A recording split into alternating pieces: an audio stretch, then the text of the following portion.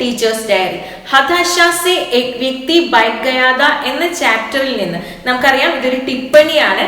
അപ്പൊ ഇതിൽ നിന്ന് വരാൻ സാധ്യതയുള്ള പ്രധാനപ്പെട്ട ക്വസ്റ്റ്യൻസ് ആണ് നമ്മൾ ഈ വീഡിയോയിൽ പറയുന്നത്. ആദ്യം നമുക്ക് ഈ വീഡിയോയിൽ കാണിക്കുന്നത് ഇതിൽ വരുന്ന പ്രധാനപ്പെട്ട ചില വാക്കുകളുടെ നിങ്ങൾക്ക് അർത്ഥം അറിയാത്ത വാക്കുകൾ ഉണ്ടെങ്കിൽ അവയുടെ അർത്ഥം നിങ്ങൾക്ക് ഇതിൽ നോക്കി നോട്ട്ബുക്കിൽ എഴുതി വെക്കാം. അപ്പോൾ നിങ്ങൾക്ക് പാഠം വായിക്കുമ്പോൾ അതിന്റെ അർത്ഥങ്ങൾ മനസ്സിലാക്കാൻ വളരെ എളുപ്പമായിരിക്കും. അതിനുശേഷം ടെക്സ്റ്റ് ബുക്കിൽ തന്നിരിക്കുന്ന ക്വസ്റ്റ്യൻസും അതിന്റെ ആൻസേഴ്സും അതുപോലെ തന്നെ അതിനോടനുബന്ധിച്ച് കൊടുത്തിരിക്കുന്ന ആക്ടിവിറ്റീസും നമുക്ക് ചെയ്യാം. അപ്പോൾ അതിനുശേഷം നിങ്ങൾ ചെയ്യേണ്ട കാര്യം എന്ന് പറഞ്ഞു കഴിഞ്ഞാൽ പാഠം നല്ല പോലെ വായിക്കുക. അപ്പൊ നമുക്ക് ടെക്സ്റ്റ് ബുക്കിൽ തന്നിരിക്കുന്ന ക്വസ്റ്റ്യൻസ് തന്നെ എക്സാമിന് വരുള്ളൂ എന്ന് പറയാൻ സാധിക്കില്ല. അതുകൊണ്ട് തന്നെ നല്ല പോലെ പാഠം വായിക്കുക. ഏത് ഭാഗത്തു നിന്ന് ക്വസ്റ്റ്യൻ വന്നാലും നമുക്കത് എഴുതാനായിട്ട് സാധിക്കണം.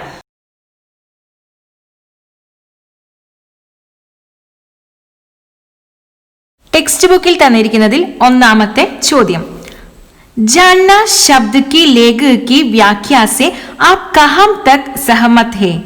അറിയുക എന്ന വാക്കിന് ലേഖകൻ നൽകിയിരിക്കുന്ന വ്യാഖ്യാനത്തോട് നിങ്ങൾ എത്രത്തോളം യോജിക്കുന്നു? इस टिप्पणी में लेखक श्री नरेश सक्सेना ने जानना शब्द के लिए एक नई व्याख्या दी है. उनके अनुसार जानना शब्द का अर्थ एक व्यक्ति का नाम और पता जानना नहीं बल्कि उस व्यक्ति को आंतरिकता से जानना है. अदर्थ उसकी हताशा, निराशा और निस्सहायता आदि सब जानना है. लेखक की यह व्याख्या से मैं पूर्ण रूप से सहमत हूँ. ഇതിങ്ങനെയാണ് അതിന്റെ അർത്ഥം വരുന്നത്. ഈ കുറിപ്പിൽ ലേഖകനായ ശ്രീ നരേഷ് സക്സേന അറിയുക എന്ന വാക്കിന് ഒരു പുതിയ വ്യാഖ്യാനം നൽകിയിരിക്കുന്നു. അദ്ദേഹം പറയുന്നത് അറിയുക എന്ന വാക്കിന്റെ അർത്ഥം ഒരു വ്യക്തിയുടെ പേരും മേൽവിലാസവും അറിയുക എന്നല്ല, മറിച്ച് ആ വ്യക്തിയെ ആന്തരികമായി അറിയുക എന്നാണ്. അതായത് അയാളുടെ ഇച്ഛാഭംഗം, നിരാശ, നിസ്സഹായത എന്നിവയെല്ലാം അറിയുക എന്നാണ്. ലേഖകന്റെ അഭിപ്രായത്തോട് ഞാൻ പൂർണ്ണമായും യോജിക്കുന്നു. അടുത്ത ചോദ്യം, കവിത കെ ശില്പ പക്ഷ പർ ലേഖക കെ ക്യാ ക്യാ നിരീക്ഷൺ ഹേ? കവിതയുടെ ശില്പപക്ഷത്തിൽ ലേഖകന്റെ എന്തെല്ലാം നിരീക്ഷണങ്ങളുണ്ട്? ഈ കവിതയിൽ നരേഷ് സക്സേനയുടെ നിരീക്ഷണങ്ങൾ എന്തൊക്കെയാണ് എന്നാണ് നമ്മളോട് ചോദിച്ചിരിക്കുന്നത്. लेखक कहते हैं कि कवि ने अत्यंत सूक्ष्मता से कविता की शिल्प की रचना की है. कविता में जानना शब्द का प्रयोग बार बार हुआ है. यह तो किसी लोकगीत के स्थाई की तरह बार बार लौटता है और गजल की कुछ पंक्तियों के अंतिम शब्द के समान भी है. लेखक का निरीक्षण यह है कि इस गद्य कविता में गीतात्मकता भी है. അടുത്ത ചോദ്യം, इस कविता का संदेश क्या है? इस कविता का संदेश यह है कि दो मनुष्यों के बीच मनुष्यता का एहसास यानी मानवीय संवेदना होना जरूरी है. जानकारियां जरूरी नहीं है. കവിതയുടെ സന്ദേശം ഇതാണ്, രണ്ട് മനുഷ്യരുടെ ഇടയിൽ മനുഷ്യത്വം എന്ന തോന്നൽ, അതായത് മാനുഷിക വികാരങ്ങൾ ഉണ്ടാകേണ്ടത് ആവശ്യമാണ്. അറിവുകൾ തീർച്ചയായും ഉണ്ടാകണമെന്നില്ല.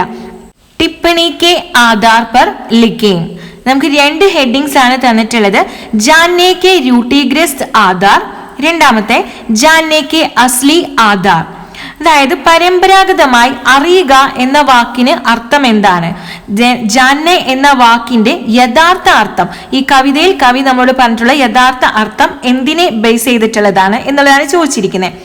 ജാന്നേക്ക് രൂട്ടിഗ്രസ്ത് ആധാർ, പരമ്പരാഗതമായി നമ്മൾ അറിയുക അല്ലെങ്കിൽ ഒരാളെ അറിയാം എന്നുള്ളത് എന്തിനെ ആധാരമാക്കിയാണ് നമ്മൾ പറയുന്നത്? നാം, പദ, ഉമ്ര ഓർ ഓഹത്തെ. ജാന്നെ എന്ന വാക്കിന്റെ യഥാർത്ഥ അർത്ഥം എന്ന് പറയുന്നത് കവി പറയുന്നത് എന്താണ്?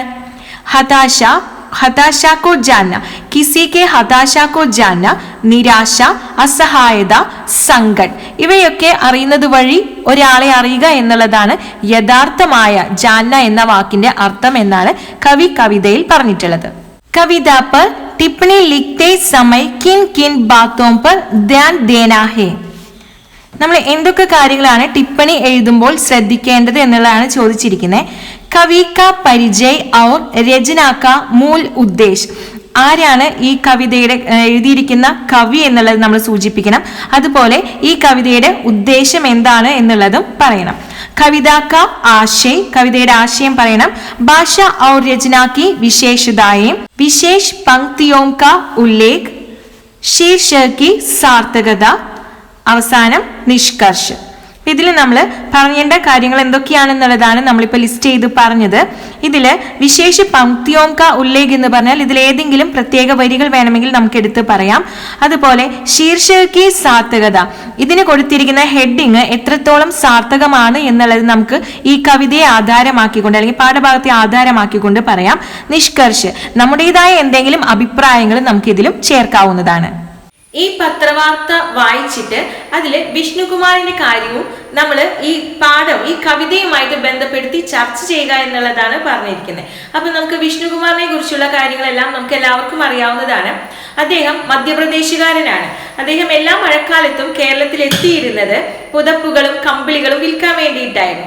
ഇത്തവണ അദ്ദേഹം വന്നപ്പോൾ ഇവിടെ കണ്ട കാഴ്ച കേരളത്തിൽ വെള്ളപ്പൊക്കമാണ്. ഇവിടെ ഒരുപാട് മനുഷ്യർ ദുരിതം അനുഭവിക്കുന്നതാണ് അദ്ദേഹം കാണുന്നത്. അദ്ദേഹത്തിന് ആരെയും പേരുകളോ വ്യക്തിപരമായ അഡ്രസ്സോ പദവിയോ ഒന്നും തന്നെ അദ്ദേഹത്തിന് അറിയില്ലായിരുന്നു. എങ്കിലും അദ്ദേഹത്തിന് അറിയാവുന്ന കാര്യം എന്താണ്? ഒരുപാട് മനുഷ്യർ ദുരിതം അനുഭവിച്ചുകൊണ്ടിരിക്കുകയാണ്. അദ്ദേഹത്തിന് ചെയ്യാൻ കഴിയുന്ന സഹായം എന്തായിരുന്നു? അദ്ദേഹത്തിന്റെ കയ്യിലുണ്ടായിരുന്നത് കുറച്ച് കമ്പിളികളായിരുന്നു. അദ്ദേഹം ആ കമ്പിളികൾ തന്റെ ഉപജീവനത്തിന് വേണ്ടിയാണ് അദ്ദേഹം അത് വിൽക്കാൻ വേണ്ടി വരുന്നത്. എങ്കിലും അതൊന്നും വകവെക്കാതെ അദ്ദേഹം കയ്യിലുള്ള കമ്പിളികളെല്ലാം ജില്ലാ അധികാരികളെ ഏൽപ്പിച്ചിട്ട് ആ ദുരിതം അനുഭവിക്കുന്ന മനുഷ്യരെ സഹായിക്കാൻ തയ്യാറാവുകയാണ്. ये समाचार पढ़ें और हताशा से एक व्यक्ति बैठ गया था कविता के आधार पर विष्णु कुमार के कार्य पर चर्चा करें.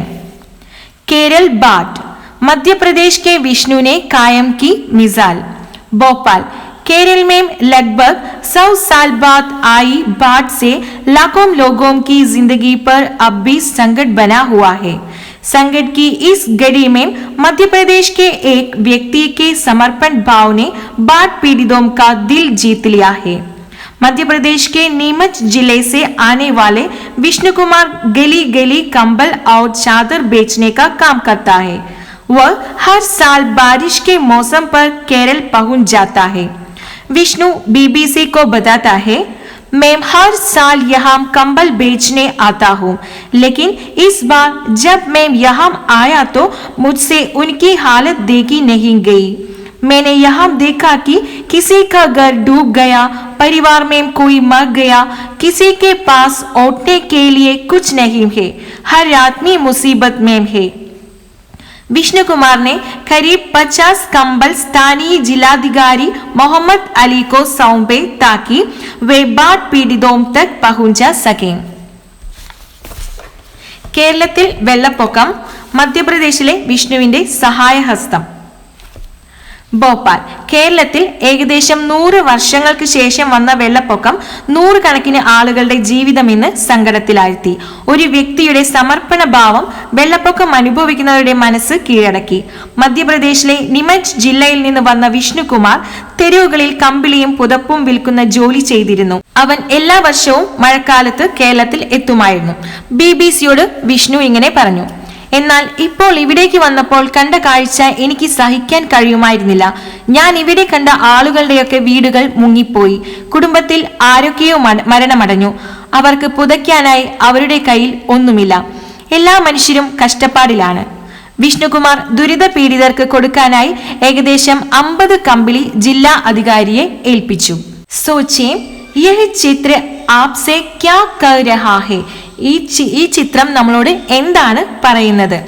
ചിത്രമേം ഏക് മുർഗി കാ ബച്ച ദിക്കായി പടുത്താ ഹൈ. ചിത്രത്തിൽ ഒരു കോഴിക്കുഞ്ഞിനെ നമുക്ക് കാണാം. വഹ് പ്രളയ സേ ബച്ചാ ഹുവാ ഏക് ജൂത്തേ പർ ഗഡാ ഹുവാ നസർ ആ രഹാ ഹൈ. ആ കോഴിക്കുഞ്ഞ് പ്രളയത്തിൽ നിന്ന് രക്ഷപ്പെട്ട് ഒരു ചെരുപ്പിൽ കയറി നിൽക്കുന്നതായിട്ടാണ് കാണുന്നത്. ചാരോം ഓർ പാനി ഹി പാനി. ചുറ്റുപാടും 4 പാടും വെള്ളം തന്നെയാണ്. ഉസ്കെ മൻ മേം ആകാംക്ഷ ഹോഗി കി മേം ബച്ച് പായേഗാ യാ നഹീം. അതിന്റെ മനസ്സിൽ ആകാംക്ഷയുണ്ടാകും, ഞാൻ രക്ഷപ്പെടുമോ ഇല്ലയോ എന്ന്. ഫിർ ബി, എന്നിട്ടും വഹ് ഏക് ജൂത്തേ കോ ആസര ബനാകർ ആഗെ ബഡന ചാഹതാ ഹൈ. फिर भी എന്നിട്ടും एक जूते को आसरा बनाकर वह आगे बढ़ना चाहता है എന്നിട്ടും അതൊരു ചെരുപ്പിനെ ഉപയോഗിച്ചുകൊണ്ട് അത് രക്ഷപ്പെടാൻ വേണ്ടി അല്ലെങ്കിൽ മുന്നേറുവാൻ വേണ്ടി ശ്രമിക്കുകയാണ് അല്ലെങ്കിൽ ആഗ്രഹിക്കുകയാണ്. प्रस्तुत चित्र एक उत्तरजीविता का कहानी बताता है. ഈ ചിത്രം നമ്മളോട് ഒരു അതിജീവനത്തിന്റെ കഥയാണ് പറയുന്നത്. ഈ പാഠത്തെ എളുപ്പത്തിൽ മനസ്സിലാക്കാൻ വേണ്ടി നമ്മൾ ഓർത്തു വെക്കേണ്ട കുറച്ച് പോയിന്റ്സ് ആണ് നമ്മൾ ഇനി പറയുന്നത്. ഒന്നാമത്തെ പോയിന്റ് അല്ലെങ്കിൽ ഒന്നാമത്തെ ക്വസ്റ്റ്യൻ, ये कविता हमें क्या याद दिलाती है? ഈ കവിത നമ്മെ എന്താണ് ഓർമ്മിപ്പിക്കുന്നത്? मनुष्य को मनुष्य की तरह जानना. രണ്ടാമത്തെ ചോദ്യം, एक व्यक्ति को जानने का अर्थ क्या है? ഒരു വ്യക്തിയെ അറിയുക എന്നാൽ എന്താണ് അർത്ഥം?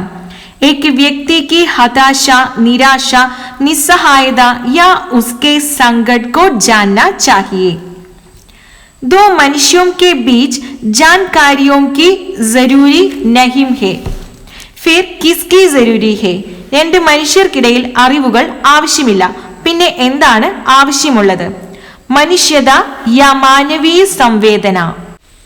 അടുത്ത ക്വസ്റ്റ്യൻ, नरेश सक्सेना के मत में जानने पहचानने की हमारी ड्यूटी क्या है? व्यक्ति के नाम, पते, उम्र और ओहदे. नरेश जी के मन में हमें किसी व्यक्ति की किन किन बातों को जानना चाहिए? हताशा, निराशा और असहायता के. यह कविता किस शब्द के ड्यूटी अर्थ को पूरी तरह से बदल देती है? ഈ കവിത ഏത് വാക്കിന്റെ പരമ്പരാഗതമായ അർത്ഥമാണ് ആകെ മാറ്റിമറിക്കുന്നത്? വാക്ക് ഇതാണ്, ജാന്ന. कविता के अनुसार मनुष्य को किस तरह जानना चाहिए? मनुष्य को मनुष्य की तरह जानना चाहिए. അടുത്ത क्वेश्चन, हताशा से एक व्यक्ति बैठ गया था. व्यक्ति को मैं नहीं जानता था, हताशा को जानता था. यहाँ कवि क्या कहना चाहता है? यहाँ कवि यह कहना चाहते हैं कि एक व्यक्ति को जानने का अर्थ उसका नाम तथा पता जानना नहीं, बल्कि उसकी हताशा और निस्सहायता को जानना है. സഹി മിലാൻ കരേം എന്ന് നമുക്ക് പലപ്പോഴും ക്വസ്റ്റ്യൻ പേപ്പറിൽ കാണാറുണ്ട്. Match the following. ഇവിടെ ഒരു എക്സാമ്പിൾ നമുക്ക് തന്നിട്ടുണ്ട്. രണ്ട് കോളംസ് തന്നിട്ടുണ്ട്. അതിൽ ഫസ്റ്റ് കോളമാണ് നമ്മൾ ആദ്യം വായിക്കുന്നത്. വ്യക്തി കോ मैं नहीं जानता था, वह मुझे नहीं जानता था. दोनों एक दूसरे को नहीं जानते थे. റൈറ്റ് സൈഡിലുള്ള കോളം, मेरे हाथ बढ़ाने को जानता था, साथ चलने को जानते थे, हताशा को जानता था. Match the following. അത് കറക്റ്റ് ആയിട്ട് ആൻസർ നമുക്കറിയാം. व्यक्ति को मैं नहीं जानता था, हताशा को जानता था. वह मुझे नहीं जानता था, मेरे हाथ बढ़ाने को जानता था. दोनों एक दूसरे को नहीं जानते थे, साथ चलने को जानते थे. ഈ ഒരു ചാപ്റ്റർ നമ്മൾ ഈ വീഡിയോയിലൂടെ കംപ്ലീറ്റ് ചെയ്തു. ഇനി അടുത്തത് നമുക്ക് പഠിക്കാനുള്ളത് ടൂട്ടാ പഹിയ എന്നുള്ള ഒരു കവിതയാണ്. അത് നമുക്ക് അടുത്ത വീഡിയോയിൽ നോക്കാം.